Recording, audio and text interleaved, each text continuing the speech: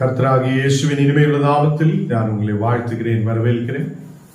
இந்த நாடுகளில் தேவனுடைய வார்த்தையுமாய் உங்களோடு கூட ஆயிருக்க தேவன் கிருபை செய்திருக்கிறார். அவர் நல்லவர், வல்லவர், வாக்கு மாறாத தேவன். நாம் ஜெபிக்கலாம். தேவனே, பரிசுத்த பிதாவே, ராத்திரி வேளையில் அப்பா உம்முடைய பாதத்தில் எங்களை அர்ப்பணிக்கிறேன், ஒப்பு கொடுக்கிறேன். நீர் எங்களோடு கூட இருந்து எங்களை நடத்துத நல்ல தகப்பனாய் இருக்குதுக்காக ஸ்தோத்திரம். தேவனை ஒரு மக்களை நீர் ஆசீர்வதி. இன்னைக்கு கடந்து வந்திருக்கிற எல்லா மக்களையும் நீர் ஆசீர்வதித்து பலப்படுத்தி வழி நடத்துதற்காக ஸ்தோத்திரம். உம்முடைய தெய்வீக பிரசனத்தால் நீர் நிரப்பும், தெய்வீக ஆசீர்வாதத்தால் நிரப்பி நீர் வழி நடத்துதற்காக ஸ்தோத்திரம். தேவனே, நாங்கள் ஒரு மனதோடு ஜெபிக்கப்படும் போது பெரிய விடுதலைகள் உண்டாக, தேவனே, எங்கள் குடும்பங்களில் சமாதானம் உண்டாக, தேசத்தில் ஆசீர்வாதத்தோடு இருக்க நீர் கிருபை செய்ததுக்காக ஸ்தோத்திரம். இன்னைக்கு கடந்து வந்த எல்லா மக்களையும் உன்னுடைய கரத்தில் ஒப்புக்கொள்கிறேன். தெய்வீக பிரசனத்தால் நிரப்பும், நீர் எங்களை ஆசீர்வதித்து வழி நடத்தும். இயேசுவின் நாமத்தில் பிதாவே, ஆமென், ஆமென். கர்த்தர் நம்மை ஆசீர்வதித்து வழி நடத்துவார். தேவ பிள்ளைகளே, நாம் இன்னைக்கு வசனத்துக்கு நேராய் கடந்து செல்லலாம். தேவன் நம்மை ஆசீர்வதிக்கிறவராய், தேவன் நம்மை வழி நடத்துகிறவராய், ஓரோ நாளும் நமக்கு நம்முடைய தேவைகளை சந்திக்கிறவராய் அவர் நம்மோடு கூட இருக்கிறார். இந்த ராத்திரி வேளையில் தெய்வீக பிரசன்னம் நம்மோடு கூட இருப்பார். அவர் நம்மை பலப்படுத்தி வழி நடத்துவார். இன்னைக்கு யூதா 1 அதிகாரம் അതിന്റെ 20 വചനം നാം വാസിக்கலாம். യൂദാ 1 அதிகாரம் അതിന്റെ 20 வசனம். நீங்களோ பிரியமானவர்களே, உங்கள் மகா பரிசுத்தமான விசுவாசத்தின் மேல் உங்களை உறுதிப்படுத்திக் கொண்டு பரிசுத்த ஆவிக்குள் ஜெபம் பண்ணி. கர்த்தருடைய பிள்ளைகளே, நாம் பரிசுத்தமான விசுவாசத்தின் மேல் இருக்கிறார். தேவனுடைய விசுவாசத்தில் நாம் ஆயிருக்கும் போது அவர் உங்களை விசாரிக்கிற தேவனாயிருக்கிறார். நீங்க போகுது வருது, உங்களுடைய எல்லா சூழ்நிலையும் தேவன் அறிகிறார். தேவ பிள்ளைகளே, நாம் மகா பரிசுத்தமான விசுவாசத்தின் மேல் ஆயிருக்கிறார். மகா பரிசுத்தமான ஒரு விசுவாசத்தில் நாம் கடந்து வந்திருக்கிறார். ஏதோ சும்மாவே நாம் இருக்கிற மாதிரி அல்ல. ஏதோ விசுவாசத்தில் சபைக்கு வரும்போது மட்டும் விசுவாசம் இருக்கிற மாதிரி அல்ல. அவங்கள் அந்த இடத்தில் தெய்வீக பிரசன்னத்தால் நாம் காணப்படும் போது, தெய்வீக ஆசீர்வாதத்தால் காணப்படும் போது, சில நேரத்தில் நாம் விசுவாசத்திலிருந்து தூரமாகி போகிறார். அநேக மக்கள் இந்த நாடுகளில் விசுவாசத்திலிருந்து பின்னாடி போகிறார். கர்த்தருடைய பிள்ளைகளே, நாம் விசுவாசத்திலே நிலைத்திருக்கிற மக்களாய் காணப்படட்டும். விசுவாசத்திலே நிலைத்திருக்கிற மக்களாய் நாம் காணப்படட்டும். அதை நமக்கு இயேசு கிறிஸ்துவினாலே ஒரு விடுதல் கிடைத்திருக்கிறது. நாம் தேவனுடைய விசுவாசத்தில் எப்போதும் ஆகியிருக்கட்டும். அநேக மக்கள் ஜெபிக்கிறார், பாடுகிறார், துதிக்கிறார், தேவனுக்காக முன்னாடி கடந்து செல்லுகிறார். ஏதோ ஒரு பிரச்சனை வரும்போது கீழே விழுந்து விடுகிறார். சில நேரத்தில் விசுவாசம், நம்முடைய விசுவாசம் கெட்டு போகிறதாயிருக்குது. நமக்கு விசுவாசத்தில் நிலைநிற்க முடியாததாயிருக்குது. கர்த்தருடைய பிள்ளைகளே, உங்களை விசுவாசத்தில் உறுதிப்படுத்திக் கொண்டு பரிசுத்த ஆவிக்குள் ஜெபம் பண்ணுங்கள். அல்லேலூயா. பரிசுத்த ஆவி நாம் பெற்றுக் கொள்ளுத மக்களாயிருக்கட்டும். சில பேர் அசுத்த ஆவியை சுமக்கிறார், சில பேர் சாத்தானுடைய ஆவியை சுமக்கிறார். அதுக்கப்புறம் சொல்லுகிறார், நாங்க நல்லா ஜெபிக்கிறார், நாங்க அப்படி ஜெபிக்கிறார், நாங்க இப்படி ஜெபிக்கிறார், நாங்க நல்லா இருக்கிறார் என்றெல்லாம் சொல்லுது அநேகர் உண்டு. நமக்குள்ளே எந்த ஆவி இருக்கிறார் என்று நாம் புரியணும். நமக்குள்ளே கர்த்தருடைய ஆவி இருக்கணும்.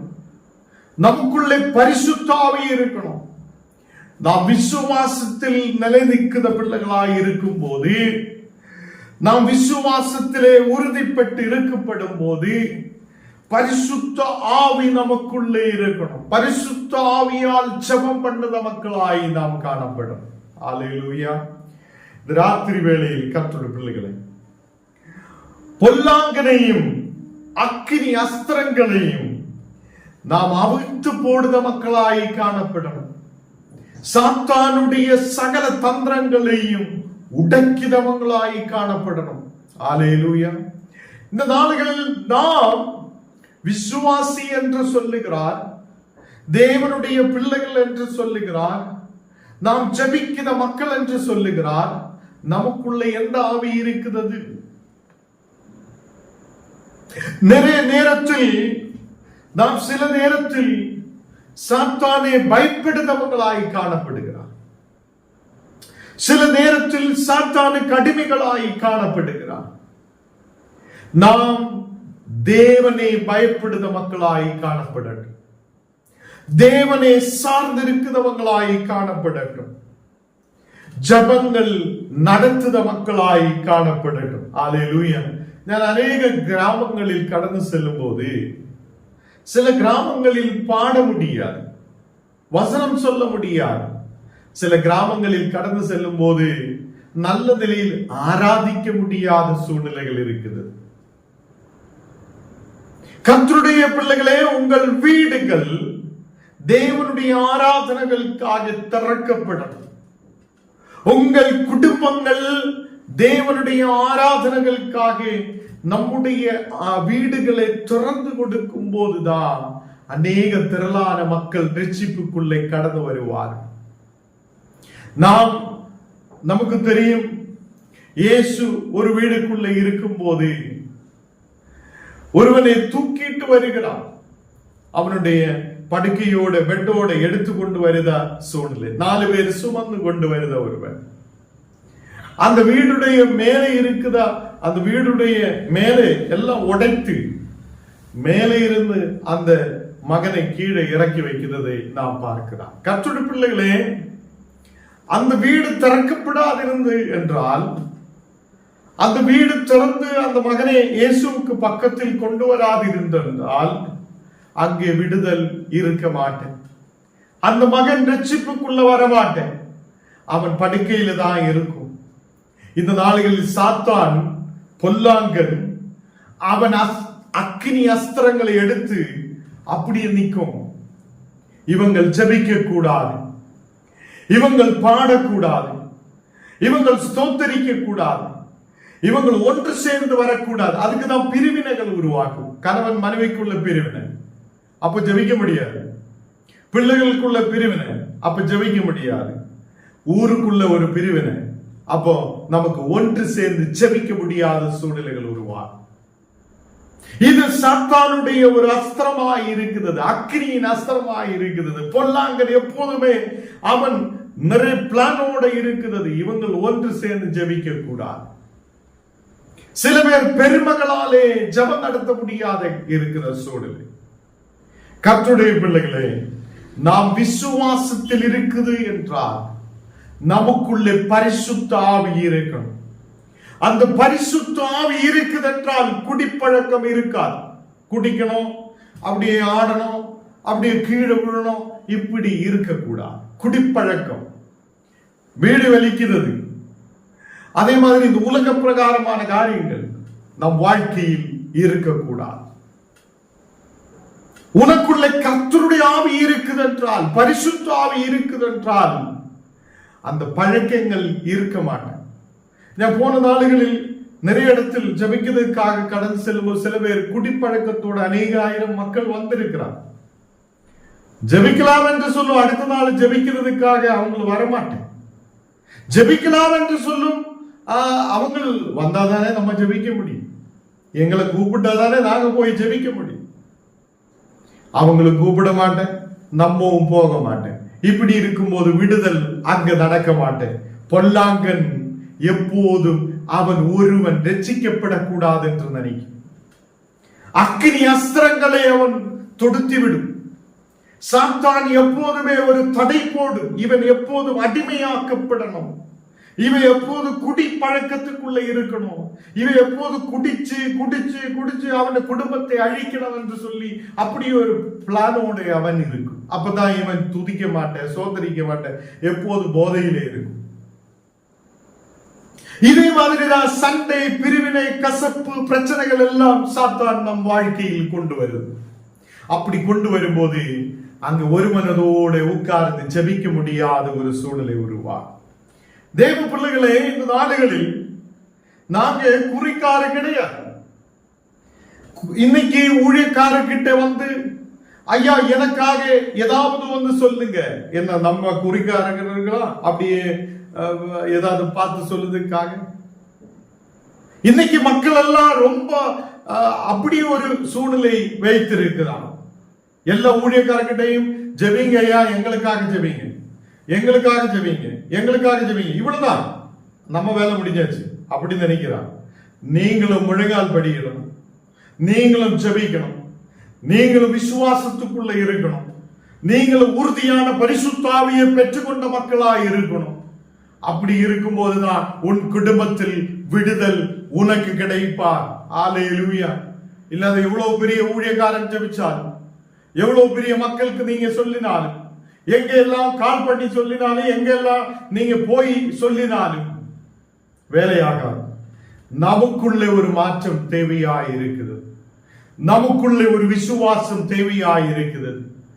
நாம் பரிசுத்த ஆவியை பெற்றுக்கொண்ட மக்களாய் காணப்படணும். பரிசுத்த ஆவியை பெற்றுக்கொண்ட மக்கள் என்றால் சாத்தானுடைய சகல கிரியைகளையும் அழிக்கிறவங்களாய் காணப்படும். அல்லேலூயா. இந்த நாளைகளில் எபேசியர் 6ஆம் அதிகாரம் அந்த 16ஆம் வசனத்தில் சொல்லுகிறார், பொல்லாங்கனையும் அக்கினி அஸ்திரங்களையும் எல்லாம் அவிழ்த்து போடுறவங்களாய் நாம் காணப்படும். எல்லா சாத்தானுடைய கிரியைகளை துரத்துறவங்களாய் நாம் காணப்படும். அதை பயப்படுத்தவங்களாய் அல்ல, விசுவாசத்தோடு நிற்கும் போது விடுதல் பெற்றுக்கொள்ள முடியும். சில பேருக்கு நம்ம காலையில இருந்து சாயங்காலம் வரை ஜெபிச்சாலும் கடைசியில் அவங்களும் சொல்லும், எனக்கு மெடிசின் தான் பெருசா இருக்கிறான், எனக்கு டாக்டர் தான் பெருசா இருக்கிறான். ஏன்னா ஊழியக்காரன் காலையிலிருந்து சாயங்காலம் வரை ஜெபிச்சு அவனுக்கு இருக்கிற அசுத்தாவிகளையும் பிரச்சனைகளையும் மாற்றினாலும் இவங்களுக்கு தெரியாது. இவங்க என்ன நினைக்கிறார், மக்கள் சில பேர் நினைக்கிறார் ஏதோ சும்மா வந்து அப்படியே கை வைக்கிறார், சும்மா ஜெபிக்கிறார், போயிட்டு இருக்கிறார். அடி வாங்குறதெல்லாம் ஊழியக்காரர் தான். அல்லேலூயா. இந்த நாடுகளில் கர்த்தருடைய பிள்ளைகளே, நமக்கும் ஒரு விசுவாசம் தேவையாய் இருக்கிறது. இன்னைக்கு இந்த வசனங்கள் கேட்கிற கர்த்தருடைய பிள்ளைகளே, யாரெல்லாம் குடி போதையில் இருக்குதோ குடி பழக்கத்தை விடணும், யாரெல்லாம் பிரச்சனையில் இருக்குதோ, யாரெல்லாம் டென்ஷனோட பலவீனதையோட கஷ்டத்தோட இருக்குதோ, நீங்க அந்த கஷ்டத்தில் இன்னையிலிருந்து இருக்கக்கூடாது. நாம் கர்த்தருக்கு பிள்ளைகளாய், கர்த்தருடைய பிள்ளைகளாய் மாற்றப்பட்டு இருக்கிறோம். நாம் சாத்தானுக்கு அடிமை அல்ல. சாத்தானுடைய அந்த அவனுடைய சுபாவங்கள் நமக்குள்ளே இருக்கக்கூடாது.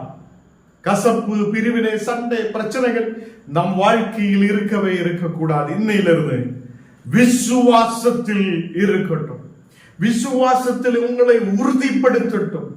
பரிசுத்த ஆவியால் நாம் ஜெபம் பண்ணுத மக்களாய் காணப்படட்டும். அல்லேலூயா. நாம் அசுத்தாவியை சுமக்குத மக்களாய் காணப்படக்கூடாது. சாத்தானுடைய சுபாவத்தை சுமக்குதவங்களாய் காணப்படக்கூடாது. பொல்லாங்கனையும் அக்கினி அஸ்திரங்களை எல்லாம் அவிழ்த்து போடுதவங்களாய் காணப்படும். நம்முடைய வாழ்க்கையிலிருந்து இந்த மாம்சத்தின் கிரியைகள் எல்லாம் அழிக்கப்படும். சாத்தானுடைய சகல அடிமையாக்கப்பட்ட சூழ்நிலைகள், அதிலிருந்து நமக்கு ஒரு விடுதல் பெற்றுக் கொள்ளப்படணும். இங்கு எபேசியர் 6ஆம் அதிகாரம் அதிலே 12ஆம் வசனத்தில் சொல்லுகிறார், ஏனெனில் மாம்சத்தோடு இரத்தத்தோடும் அல்ல, துரத்தனங்களோடும் அதிகாரங்களோடும் பிரபஞ்சத்தின் அதிகார லோகாதிபதிகளோடும் வான மண்டலங்களில் உள்ள பொல்லாத ஆவிகளின் சேனைகளோடு நமக்கு போராட்டம் உண்டு. நமக்கு போராட்டம் உள்ளது ஏதோ மாம்சத்தோட அல்ல, ஏதோ இரத்தத்தோடும் அல்ல என்று சொல்லியால் இந்த உலகத்தில் ஏதோ ஒரு மனிதனோடோ மாம்சத்தோடோ இரத்தத்தோடோ நமக்கு எந்த எந்த எந்த யுத்தமும் இல்லை. நாம் மாம்சத்தோடு இரத்தத்தோடும் அல்ல, நாம் துரைத்தனங்களோடும் அதிகாரங்களோடும் இப்பிரபஞ்சத்தின் லோகாதிபதிகளோடும் வான மண்டலங்களில் உள்ள பொல்லாத ஆவியின் சேனைகளோடும் தான் நமக்கு போராட்டம் உள்ளது. அப்போ வான மண்டலங்களில் இருக்கிற பொல்லாத ஆவிகளே, அதை போராடி நாம் வெற்றி கொள்ளுதவங்களாய் காணப்படும். இன்னைக்கு என்னை கேட்கிற கர்த்தருடைய பிள்ளைகளே, நாம் விசுவாசத்தில் இருக்கும் போது நாம் இருமாய்ப்புள்ளவராய் இருக்கக்கூடாது.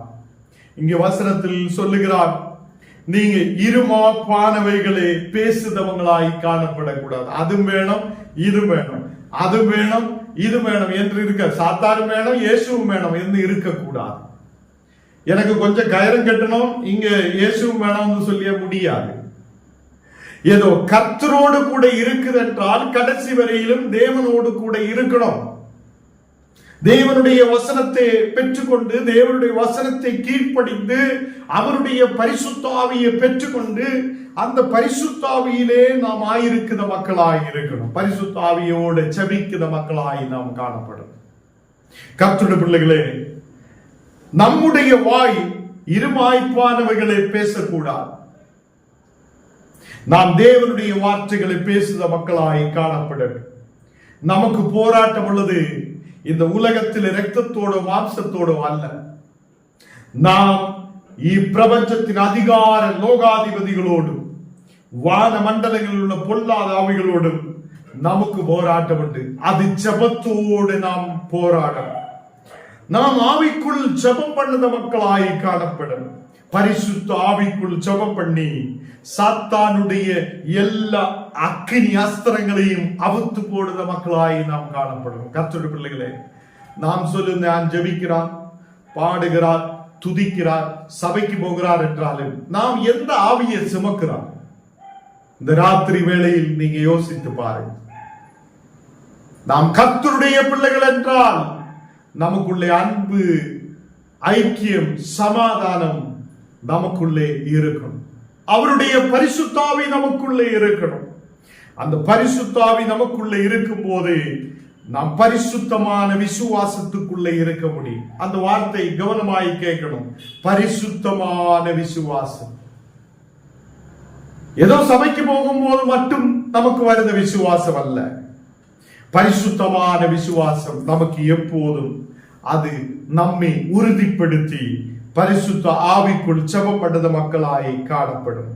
தேவனுடைய அன்பிலே உங்களை காத்து கொண்டு நித்திய ஜீவனுக்கு ஏதுவாக நம்முடைய கர்த்தராகிய இயேசு கிறிஸ்துவினுடைய இரக்கத்தை பெற காத்திருங்கள் என்று சொல்லப்படுகிறார்.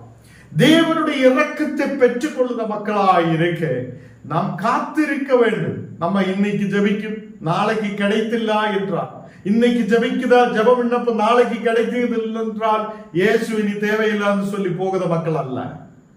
நான் ஜெபிக்குவார், கர்த்தர் எனக்காக ஒரு விடுதலை அனுப்புவார் என்றுள்ள விசுவாசத்தோடு நாம் ஆயிருக்கட்டும்.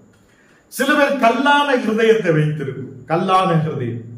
கல்லான ஹிருதயம் அப்படி இருக்கும் போது உனக்கு தேவனுடைய அன்பை தரிசிக்க முடியாது, உனக்கு தேவனுடைய அன்பை பெற்றுக்கொள்ள முடியாது, அவருடைய அன்பிலே உனக்கு நிலைத்து நிற்க முடியாதவர்.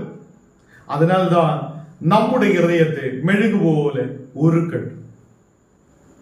நாம் கல்லான இதயத்தை மாற்றட்டும். பார்வோன் ராஜா கல்லான இதயம் உள்ளவனாய் இருந்திருக்கிறான். இஸ்ரவேல் ஜனத்தை அனுப்ப முடியாது. தேவன் சொல்லும் போது, மோசே சொல்லும் போது கீழ்ப்படியாது இருக்கும் போது 10 பாதைகள் அவனுடைய தேசத்தில், அவனுடைய வீட்டுக்குள்ளே, அவனுடைய தேசத்தில் கடந்து வருகிறான். கர்த்தருடைய பிள்ளைகளே, நாம் கல்லான ஹிருதயத்தை வைத்துட்டு இருக்கும் போது கர்த்தர் நம்மை அடிக்க ஆரம்பிக்கும். அப்போ எந்த ஊழியக்காரனாலே நம்மளை பாதுகாக்க முடியாது. இந்த ராத்திரி வேளையில் சாத்தானுடைய சகல கிரியைகளை முறியடிக்கிறவங்களாய், விசுவாசம் உள்ளவங்களாய், பரிசுத்த ஆவிக்குள் ஜெபம் பண்ணுறவங்களாய், தேவனுடைய அன்பிலே நிலைத்திருக்கிற மக்களாய் நாம் காணப்படட்டும். கர்த்தருடைய பிள்ளைகளே, நமக்கு போராட்டம் உண்டு. அது இந்த உலகத்திலே மனிதர்களோடு அல்ல. ഞാൻ சிலவரோடு சொல்லும், அந்த மனிதர்கிட்ட போராடிட்டு அர்த்தம் இல்லை. அவனுக்குள்ள இருக்கிற அசுத்தாவியை துரத்தும் போதுதான் ஒரு விடுதல் நடக்கும். அல்லேலூயா. எத்தனை பேருக்கு புரிஞ்சாச்சு? அப்போ சொல்லும், ஐயோ இந்த பாஸ்டருக்கு ஏதோ பிரச்சனை, இவர் பயப்படுத்தி பயப்படுத்தி நம்மளை கஷ்டப்படுது, பயப்படுத்திட்டு நீங்க எனக்கு லட்சங்கள் கொடுக்குதா, இல்ல பயப்படுத்திட்டு நான் ஏதாவது சம்பாதிக்கிறதுக்காக வருதா? உனக்குள்ளேயும் எனக்குள்ளேயும் பரிசுத்த ஆவி இருக்குது என்றால் நாம் சாத்தானுடைய முன்னாடி தோற்று போகுதவங்களாய் அல்ல, சாத்தானை துரத்துதவங்களாய் நாம் காணப்படணும். விசுவாசம் என்றும் கேடகம் நாம் பிடித்து கொண்டு நிலநிற்கிற மக்களாய் இருக்கணும்.